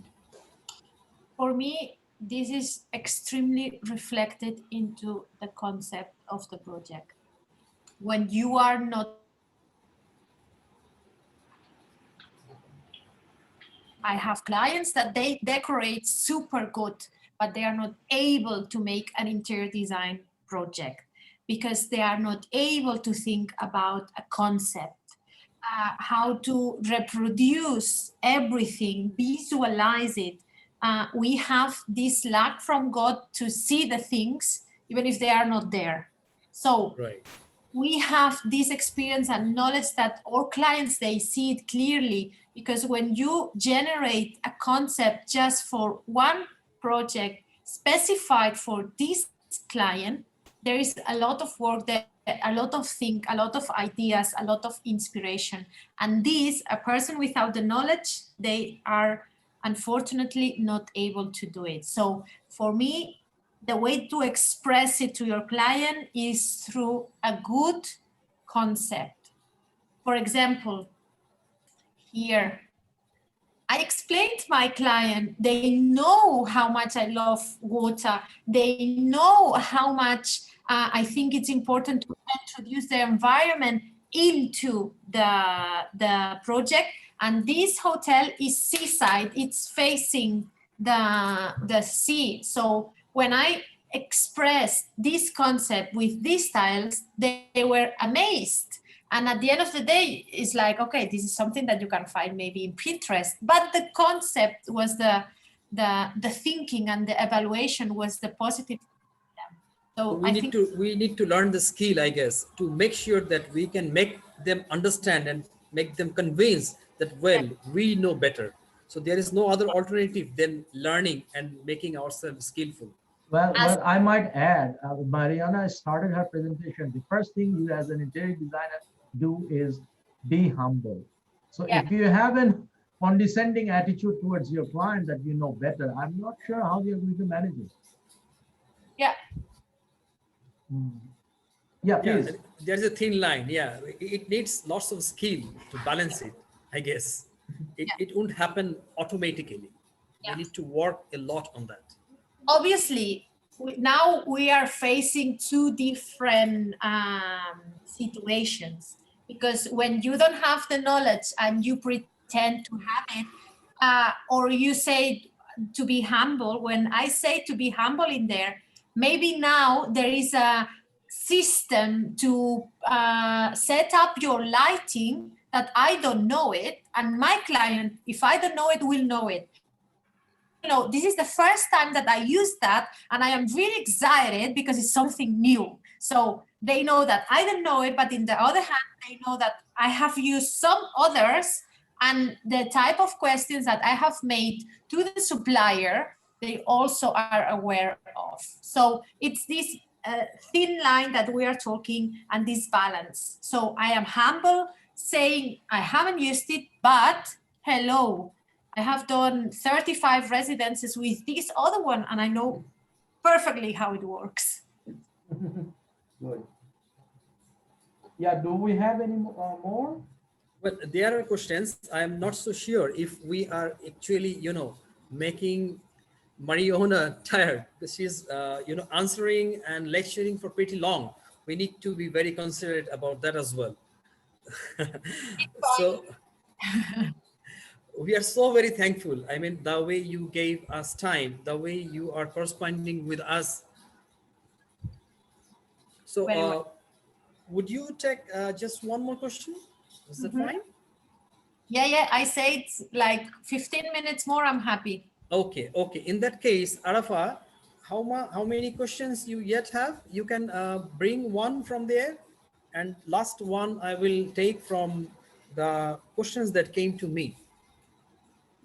So pick just Okay, one, sir. I and have there is two more questions to one answer only. question from the audience.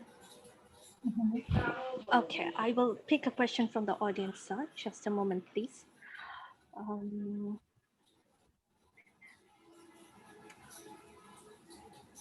Okay, I have a question that is, how many restrictions does Switzerland have on material selection? This is one of the questions from the audience, ma'am. Okay, how many restrictions about material? Here we have just restrictions. Material selection. Yeah, so the restrictions that we have in here in terms of use are just depending the resources where they come from.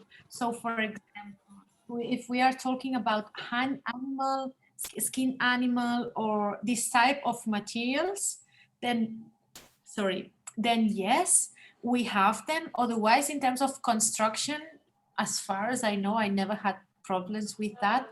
So no, there is just one type of plastic that before we used to use, and now we are not able to, because they say that they produce cancer and that, but we haven't used this plastic for years, like maybe at least 8 years. So yeah, not in terms of regular materials for construction, no.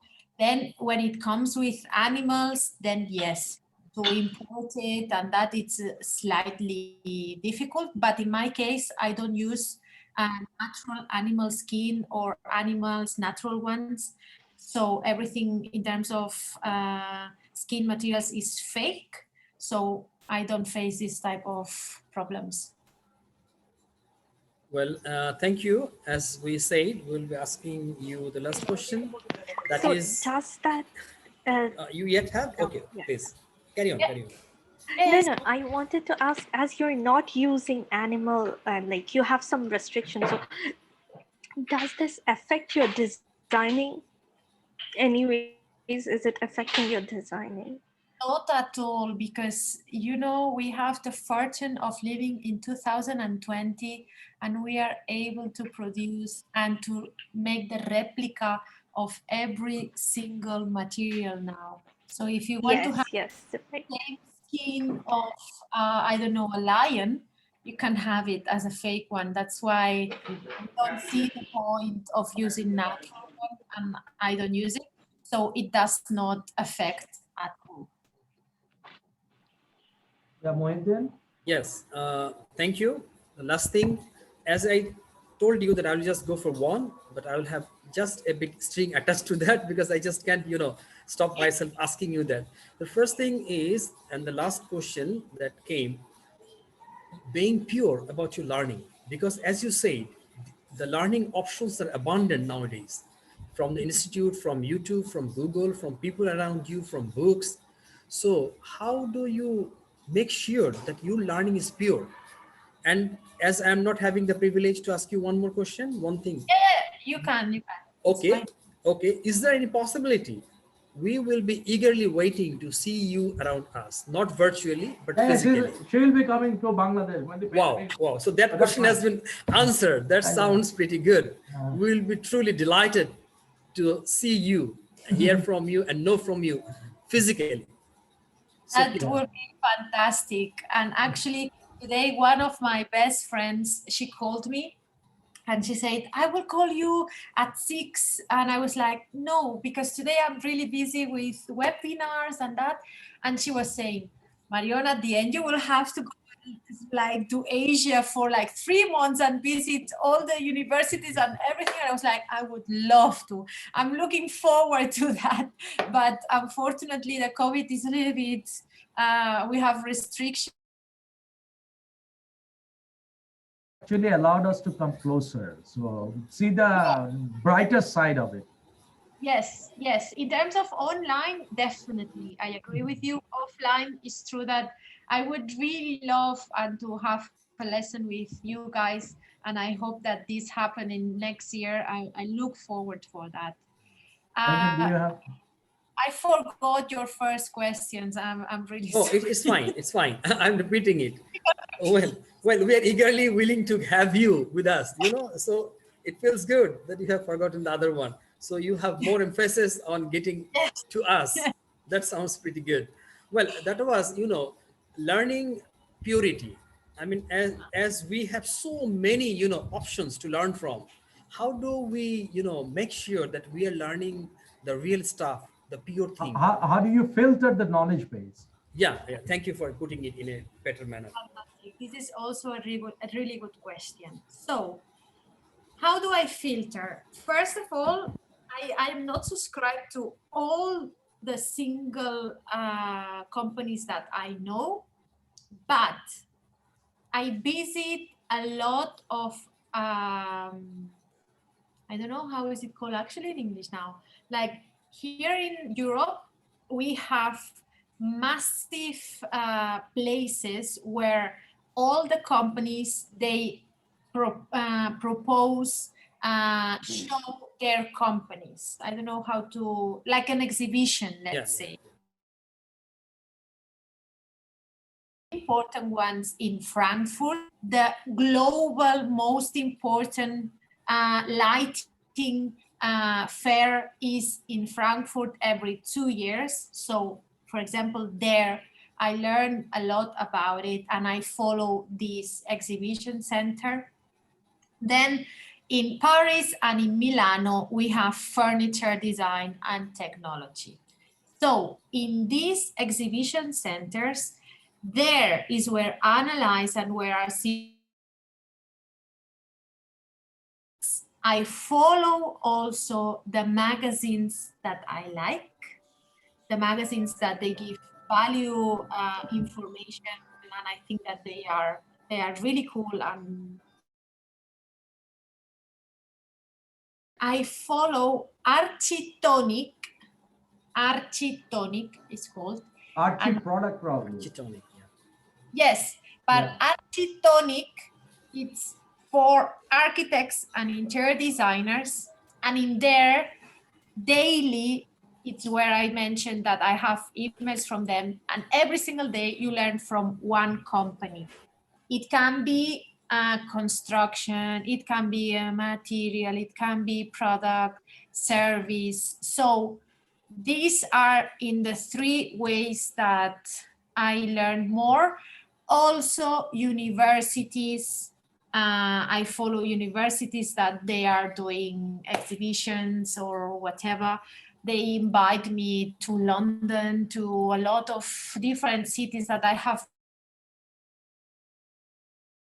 I would say exhibitions, I would say universities, I would say magazines, and Architonic, Archie Products is from the same company.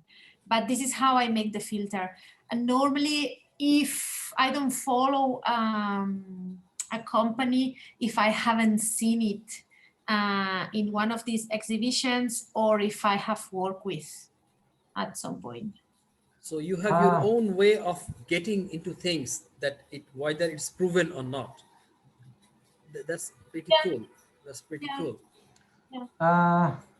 Thank you we so are much. we are almost at the end, so I guess Mohideen, you are done with that, right?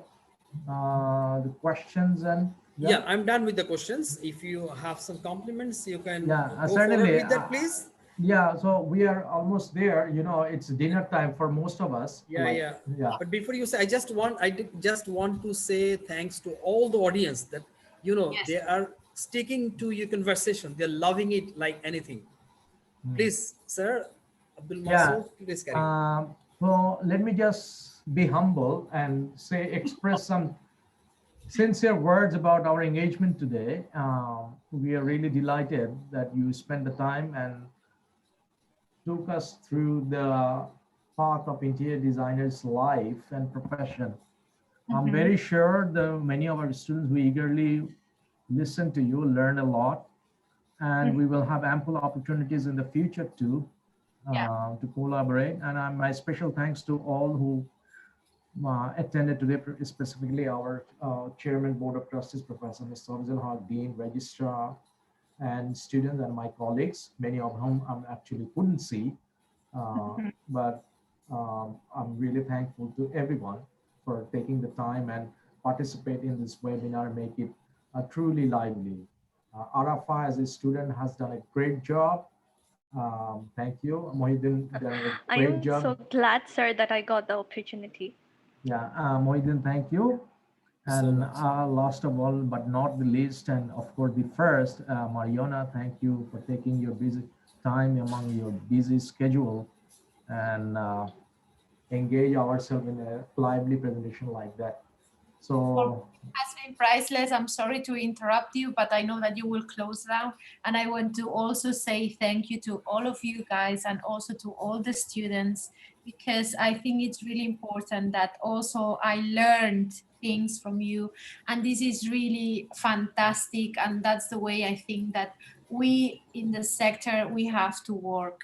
together. So at the end of the day, if one day I come to Bangladesh, I will meet you. So this fantastic. And I think it's really nice to know that you are for me, it's really important to know that you are doing this work to bring also to Bangladesh the interior design up, the architecture up, and this is a fantastic work that you have been doing for these 18 years. That's why I was really happy when I checked the website. University website. Before I said yes, I was like, okay, let's analyze this a little bit. Yeah. Sir, I can see Professor Mustafizul Haq. Sir, would you say something? Thank you. No, unmute yourself. No. Okay, I could read the lips. Okay, so let's part ways now. Everybody go home and have dinner. And thank you very much. I guess sir wants to say something. Yeah, sir. Our chairman sir would like to say something, I guess. No. Oh, okay, sir. Thank you. So thank you, the crew, the behind the scene crews who made this happen. Noman and Palwan and Hassan, everybody, they are all our students and they made it successful, I believe. So thank you, Mariana. Thank I know you very much. Thanks to everybody. Thank you. We were so delighted with your presence and cooperation. Thank you very much. And have a good evening, everyone. Thanks. We'll be willing to see you. Eagerly waiting. Fantastic. Bye. Bye. Bye. Take care.